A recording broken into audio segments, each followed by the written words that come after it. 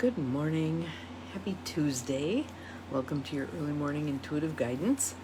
I'm Dr. Bonnie Nussbaum, here with some words of wisdom to give us something to think about for the day. So I hope we all had a wonderful Monday, good start to your week. It was a beautiful day here. Today is going to be significantly cooler, but that's okay too. I like the fall weather. So let us begin, as always, with the breath. Good morning, Joe Neal. Welcome. You're popping on first. Glad you're here. Breathing in through the nose, out through the mouth. Let your shoulders drop. In through the nose, out through the mouth. Let's tap a little bit, just because we can. In through the nose, out through the mouth. And if there's another spot that's calling to you, perhaps eyebrows, perhaps underarms, whatever's calling to you, just tap there. I like this spot. Breathing and releasing. Opening up space for new thoughts, new feelings, new ideas, new perspectives. And our card for today is designed to give us new perspectives. Good morning, Linda. Welcome. Glad you are here. Let me grab a drink quick.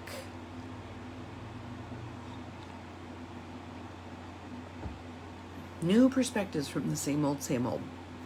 Moving away from this is how I've always thought about this to I wonder what other ways I could think about this. Let's move around this thing and get some different perspectives. Let's step into the shoes of other people involved in this and let's feel into their perspectives.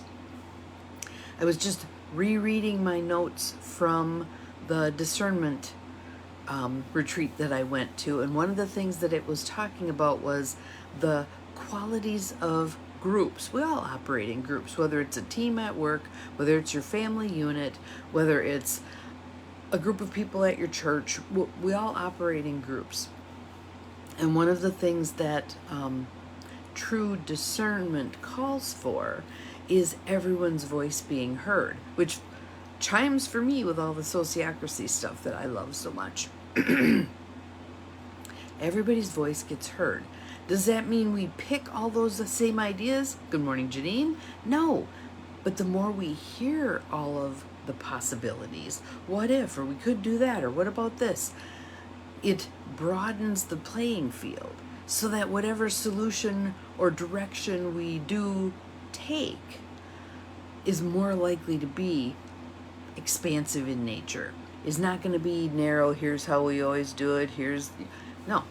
It broadens the playing field. Good morning, Cindy. Welcome, welcome. Glad you are here.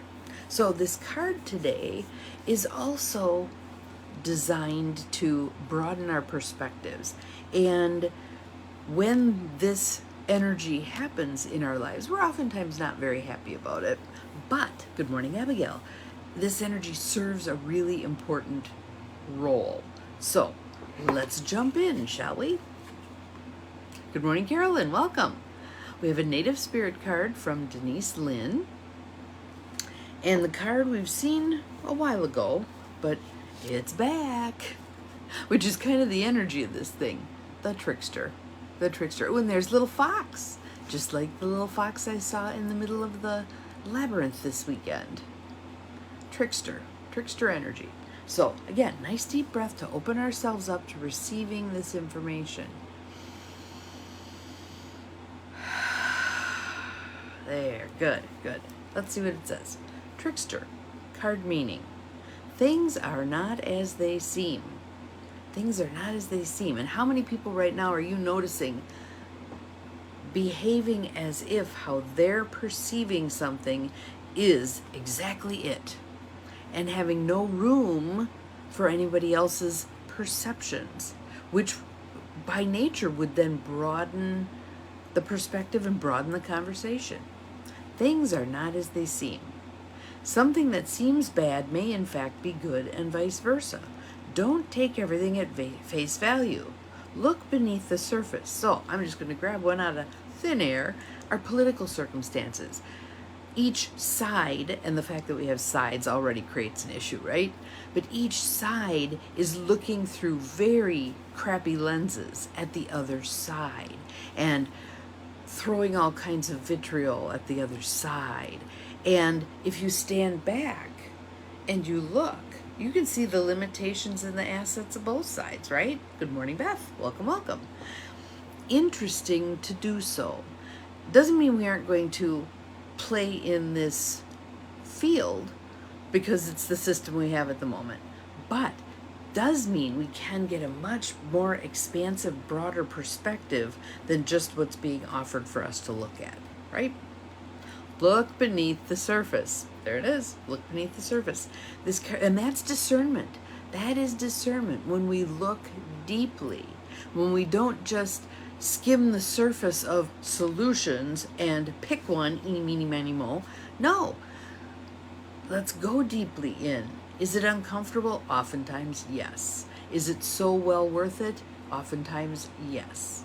If we just grab a solution off the shelf, how well is that solution likely to fit who we really are as people? But if we discuss, dive into who are we as people, this particular group, are we not far more likely to select a direction, a solution, however you want to look at it? Good morning, Holly. Welcome. That fits who we are as people, that enhances who we are, instead of just solves a problem, flat, two-dimensional, doesn't last, blah, blah. This card encourages you to try to find humor and gentle amusement in seemingly difficult situations. It also encourages you to have irrepressible fun. And when I came across that word irrepressible, I thought, wow, how many adults do I know who have irrepressible fun? Zero.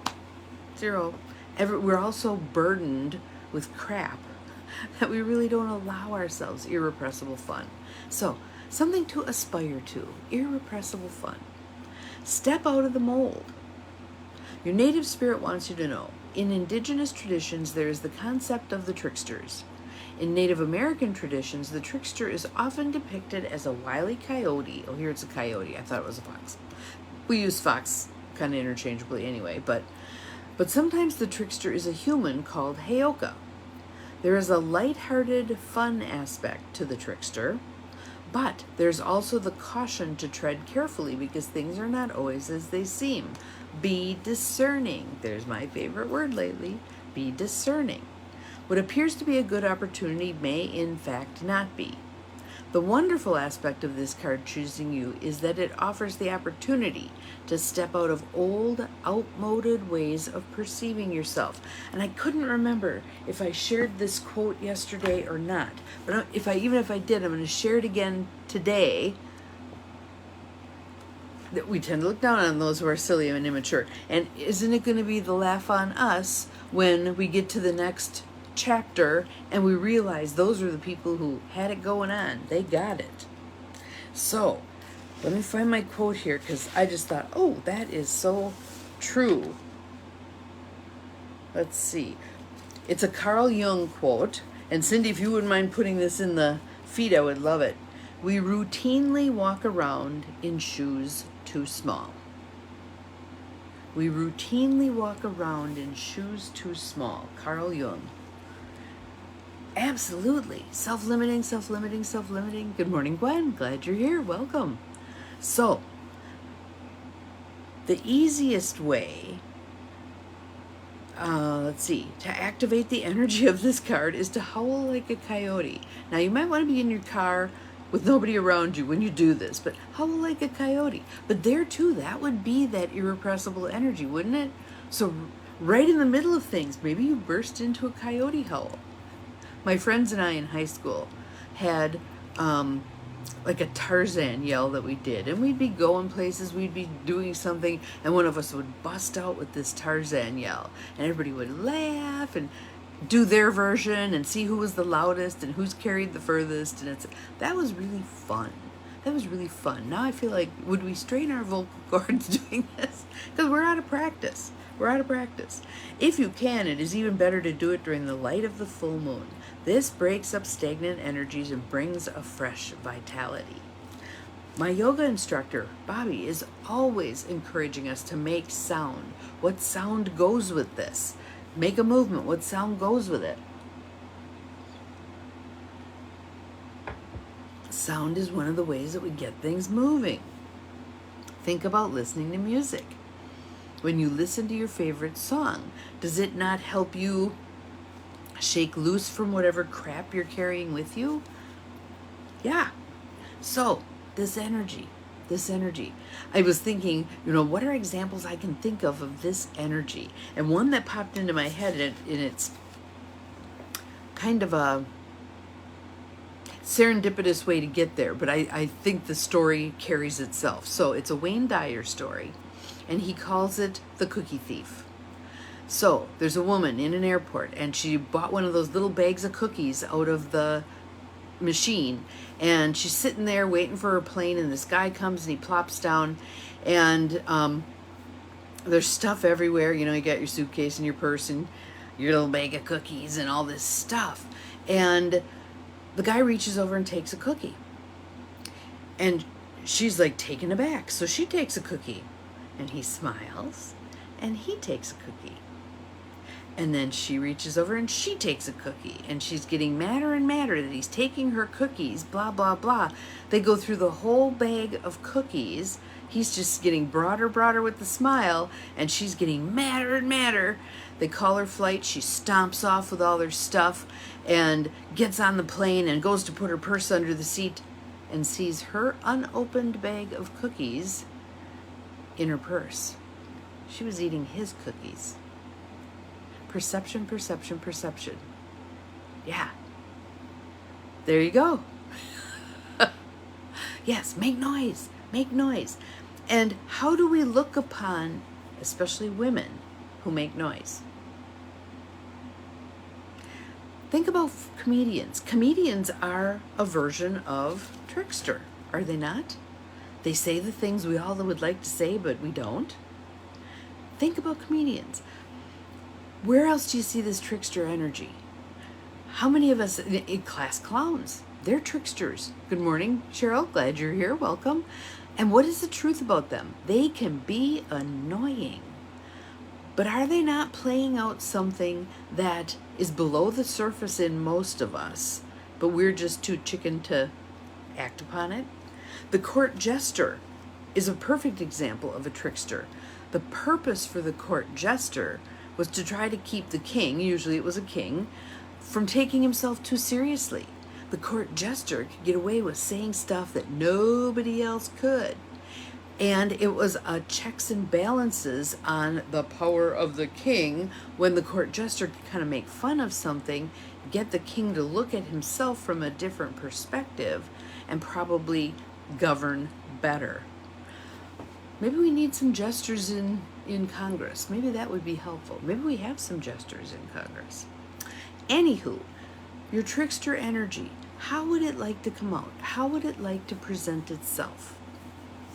What ways would it be visible to others? What ways could you howl at the moon? Tomorrow, we have really interesting energy going on, and I'd like us all to be consciously aware of that energy. We again have an eclipse. This has been a lot of eclipses in a short span of time.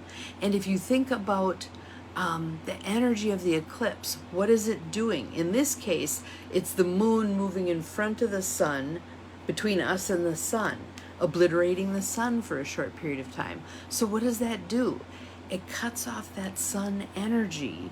And what happens in those few seconds when we're not accessing that energy in the same way we typically do? It's opportunity. Yes, and a new moon, new beginnings. So planting seeds. And then when we get to the full moon, what has changed in those 2 weeks? What have we harvested in those 2 weeks? What's ready to harvest then? So think about this. Be conscious of this. If this energy that is going to befall the earth offers opportunity, what do you want to do with that opportunity? How would you like to access it, utilize it, etc.? You may find that people are a little off of plumb tomorrow. Not unusual. And because you know it can be about this energy, that's helpful. That's helpful. So let's say Uncle Joe is off his nut tomorrow. You have an understanding of why. You might be less likely to be judgmental about it. You might be less likely to criticize it. You might be more likely to see, well, what can we do with this? How could this be of use, both to Uncle Joe and to the rest of us who are around him? What do we do with this? Who are we? Again, back to the discernment question. Who are we? And how do we want to make use of this energy, this unique energy that's going to be present? And even though the eclipse itself only happens for a short span of time, seconds, minutes, etc., the energy of it is one of those reverberating kinds of things. So into our future, this energy will reverberate. What kind of energy do you want to add on to that to have it reverberate? What do you want to create more of? What would you like to let go of? Flush it out. Flush it out. We've got new beginnings. New beginnings. Pay attention. What is being offered to you in this space of new beginnings? Cool time. Very pregnant time. Let's see what we do with it. So, again, back to the trickster idea. Be discerning. Don't reject something out of hand simply because it hasn't been done this way or it seems like it's a bad idea. Spend some time with it. Spend some time with it. Discern. Dive a little more deeply. Okay, is there anything of use to me here? On the surface, it doesn't look so good, but is there anything of use to me here? Or, this looks really good. I'm going to dive into this. Are there any hidden costs that maybe I'm not paying attention to? Spend some time with that trickster energy and see what you notice. Have an awesome Tuesday. We'll see you again tomorrow. Remember, you're capable of far more than you think you are. Enjoy the trickster energy. Bye-bye.